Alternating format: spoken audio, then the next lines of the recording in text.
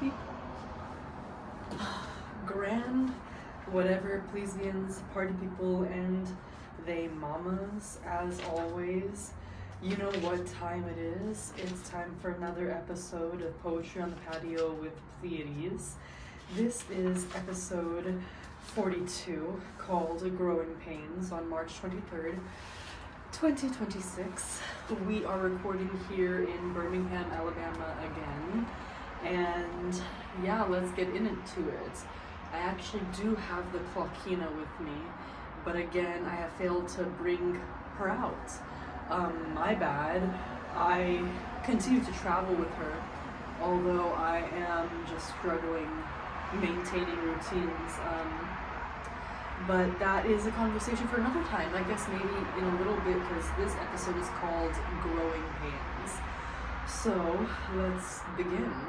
So I will be 26 years old in 5 months, which is insane to me. Like, it's March 23rd when this is getting posted, and it's about to be March 21st, I think, tomorrow, which is exactly 5 months until my birthday. And I get to a point where every year when I turn a year older, right, or whatever year I turn, I get to a point, like, maybe 6 months after, like once February comes around, where I'm like, yeah, it's time to start imagining what the next year looks like and what I'm going to accomplish during this time, because I obviously don't want to waste my years. And my podcast is now a part of my life, so this has been a steady stream throughout everything that I can touch back on, which is lovely to say the least.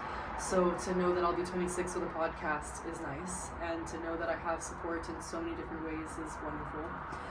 Also, I'm going to continue doing my interviews, so, you know, we're looking forward to many things. Different people, many different energies, many different artists, musicians, fine arts, many different things, community members that care.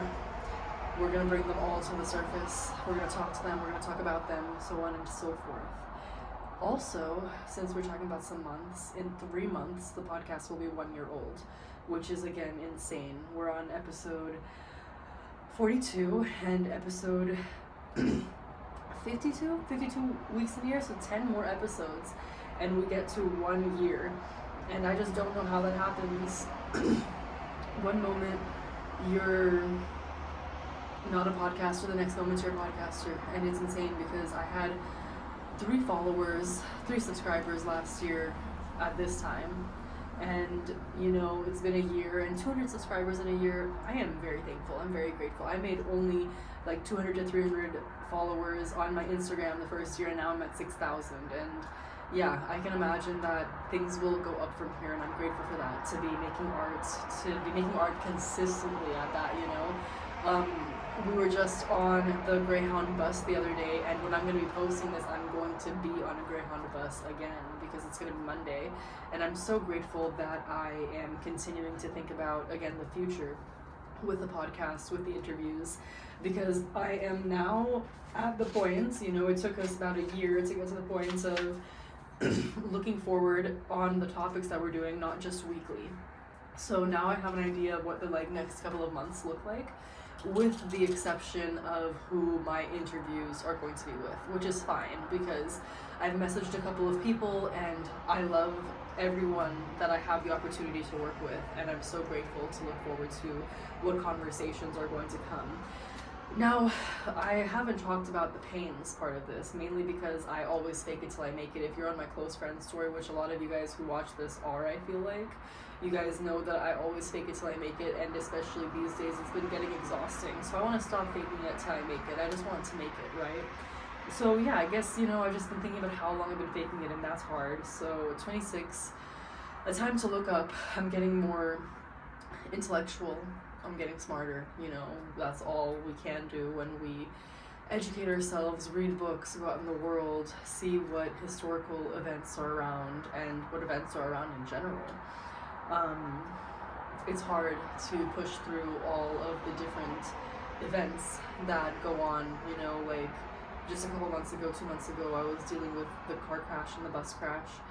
And then I got back on a Greyhound bus in no time because I had to. I mean, like, immediately after the bus crash, I had to get home. And I also got on a plane just a week after that, I think, right? And I've been driving and, you know, I had a concussion, so growing pains, that's all we have. We just can grow. Sometimes we get disabled and sometimes we're able to do things. So I didn't really think about this before I talked about this on the podcast, but I am 30 plus months sober at this point from alcohol and cigarettes soon, which I think that means April 1st will be 30 months sober from cigarettes, and then April 9th will be 30 months sober from alcohol, and then May 18th will be 30 months sober from nicotine vapes or disposables, you know? And then it's 6 months until 2 years sober from marijuana vapes and self-harm, and I do want to say that is like a very big thing for me because like I've only had one relapse with all 5 of those substances in the last, you know, however long I've been sober from them or abstinent, because there is a difference. And yeah, there are growing pains. Like just today I was seeing an advertisement for alcohol and I really want some alcohol, you know, and like very often I feel the need to smoke a cigarette and I think, oh, a cigarette would solve this right now. It would solve all of my problems, you know, my emotional problems at the very least. And then I see my friends and many people smoking disposables, and I'm like thinking about how, you know, I succumb, I don't know, one of those words, to the fact that this generation unfortunately has a lot of addicts. And, you know, I have an addictive personality in general, so getting away from that is difficult. I also want to say that in 4 years, you know, like 4 years and 5 months, I'll be 30. And the clock is clicking, you know, the clock is ticking. Like, that's basically 4 years at this point. And to be closer to 30 than I am to 20, like, I knew that once I had reached 25 that was the case, but like, I'm 25, like, take me back to 24, please. But there's no going back, like, it's just getting older from here, and that's okay. Like, you can be rad still, but I don't know, I think having a podcast can be rad or like you know, there's maybe no in between, and it depends on who you are and what you're talking about. So yeah, being 30 in 4 years and gonna continue to be sober is very cool. I mean, that's the goal, right? I don't know if that's going to be 100% possible, but we'll see what the future holds. And again, I'm grateful for the fact that I'm 30 months sober in the first place, and I've had one relapse from that time period, and I've continued to work towards sobriety in all senses, all cases, and continue to educate myself and work towards community building, so on and so forth, right? So yeah, being at this place in my life, being at this point is incredible, impeccable, I don't know. It's not perfect, it's progress though, and I'm grateful for that. And yeah, I can imagine that when I'm 30, I will be, inshallah, hopefully, I pray, like, you know, 6-7 years sober from alcohol, nicotine, and 5 years sober from the rest, 5-6 years, however many years that is. And I hope that I will be making strides towards the things that I care about. I hope that the podcast looks different and that I'm proud of where I am and the travels that I've had and the memories that I am able to reflect back on and partake in. I want to move forward with a conversation on growing pains about disabilities. We'll talk about CPTSD, autism, ADHD, OCD, BPD, bipolar disorder, schizophrenia, etc. So I want to say that a lot of those are comorbid, they show a lot of the same symptoms, and I want to say that I have all, if not most of them, you know, most if not all of them, but I don't have consistent therapy. I've been to therapists before who have told, all of them have told me, with the exception of the last one, and I'll explain why, but all of them have told me that I have taught them more than they have taught me, which is quite unfortunate. If I'm paying them, like, please pay me at that point. But the exception of the last one, the last therapist, is because I told her that all the therapists had told me these things. And, you know, she was 22, so I was trying to give her a chance, and I was 24 at the time. So I feel really sad about the fact that, you know, I still, again, feel like I learned more, or she learned more from me than I learned from her. But, you know, disabilities obviously cause growing pains, and at the end of the day, you know, we say, like, oh, well, if you have had trauma, then you've had character development. And I guess that's the case, but that shouldn't be. And also, like, you know, poor people aren't seen as intelligent, and some people are because, you know, they make a name for themselves, but a lot of poor people are unfortunately unintelligent, you know, and that impacts the mental illness as well. So that's really scary because obviously that goes into like society and social effects. And if you understand how social systems work and also social cues, then people will say that you don't have autism. And like, if you're able to focus, even if it's on like many tasks all at once, they'll tell you that you don't have ADHD, but it's like, I can't focus on one task for a long time. And it's like, maybe, yeah, I can focus for 30 minutes every week on my podcast. And sure, maybe you can take it as like therapy or this and that because I'm like releasing these feelings and I'm creating or whatever. Yeah, I have some sort of baseline consistency that I can return to, and I'm grateful for that. I also do wish that I never had these traumas and these troubles to return from and to gain insight from. You know, I wish that there was other ways to gain insight, and there are. Education, you know, reading other people's experiences, being empathetic. It's just difficult because, you know, BPD, borderline personality disorder, people don't really diagnose until your mid-20s, and it's like, okay, well, it's kind of getting to a point where like I definitely will show those symptoms, but also CPTSD, autism, and BPD all show like very overlapping things, but it's like a Venn diagram, and in the middle it's like me, you know. Also, I could do like the diagnostics DSM-5 manual and describe all my symptoms in a list and give that to a therapist, a psychiatrist, or a psychoneurologist or anything, you know, and they can validate, reassure the fact, and get me, you know, disability. But also, if you get married, you get rid of your disability. Do you know that? So like, what a world America is, and we're in war. Do you guys know that?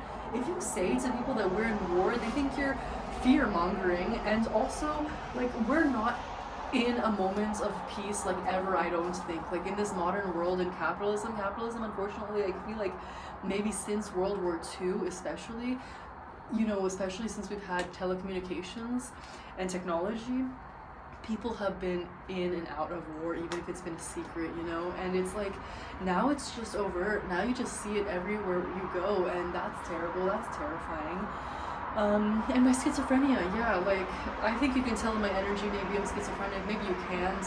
I had learned I was schizophrenic from like a young age, but like many people don't want to consider that the case because, like, again, I have not had diagnoses, but I don't think that's the case. Like, that matters when you know so much, and like when you've researched so much and you've done so much with the community, and also when reflecting back on everything, it has benefited your life. Like, you've done everything that people have told you would help, you know, holistically heal instead of medicinally, because unfortunately the pharmaceutical companies are getting lobbied by the government, and the government is getting lobbied by everyone, and etc., right? So on and so forth. It's a loop, and that's scary.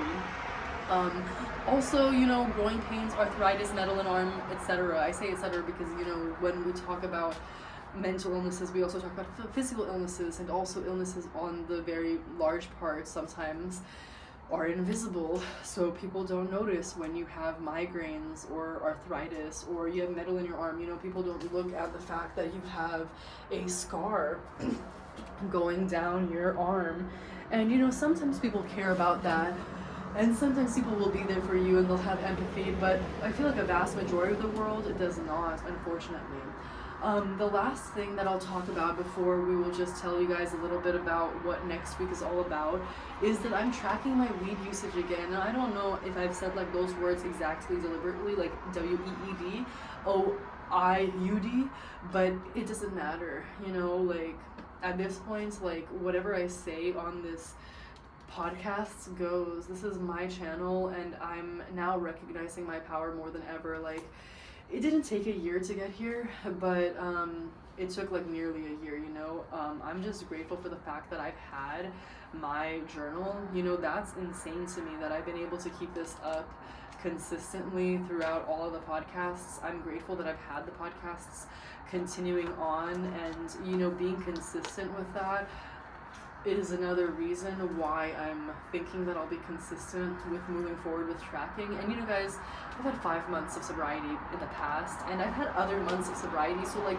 technically like a year and some months of sobriety in total from like maybe abstinence or quitting, you know, in that time frame of like 8 or 9 years of smoking, probably 8, but maybe 9. But yeah, you know, it's about to be a decade, and I don't want that to be the case, but that's apparently the case. And yeah, like some people are lifelong smokers, and I've definitely like cut back a lot, and I've also switched up my usage a lot, but everything's been natural these days, you know, like if you can heat it up with a torch and smoke it, I feel like that's much better than like electricity. What are we smoking out of the metals and the batteries, right? But yeah, I'm grateful for where I'm at. And I also know that I feel like I could be a lot better, which is like, you know, me being hard on myself, because just a couple days ago I was at like 4 or 5 smokes a day, and now I'm at like 2 or 3. Well, really, I feel like I'm at 3 or 4, but like the last like 5 days I've only had 2 or 3 hits. So yeah, I think it's realistic to say that I can say it's been 2 or 3 hits, but I didn't want to cut back that fast. That's just what happened. I honestly thought it was gonna take me like a week of 4 to 5, and then a week of 3 to 4, and then a week of 2 to 3, and then a week of 1 to 2. But we'll see where it goes. I know at this point this is where it gets harder, and I've had like a lot of withdrawals, unfortunately, already, even though I've only cut back a little bit. But that's because, you know, my body is very sensitive, especially to these minute changes. And so I have been smoking, you know, for 10 years. And then I smoked all different kinds of things, high concentrates, low concentrates. I've had fun, you know, and I especially use them medicinally these days. But growing pains, right? I think I know what next week is all about, but I'm still gonna look back. Achoo! Achoo! Bless you, thank you, welcome. Next week is about discernment, and yeah, that's going to be an interesting topic, I think. I hope you guys are looking forward to that. Here's another one for the books. Thank you guys so much, as always, for staying with me. You guys know what I'm going to say. I love you guys so much. You guys are awesome. Do all those things that you need to do for your health, as always. Like, take care of your hands, take care of your nails, take care of your skin, take care of your organs, drink some water, eat healthy foods, talk to a friend, give someone else a lending ear, show up in your community, go to an event that you like, go to a show, dress up, put some makeup on, you know, put a sticker on your skin. Just have fun with life. And until next time, compadres. Bye. Much love.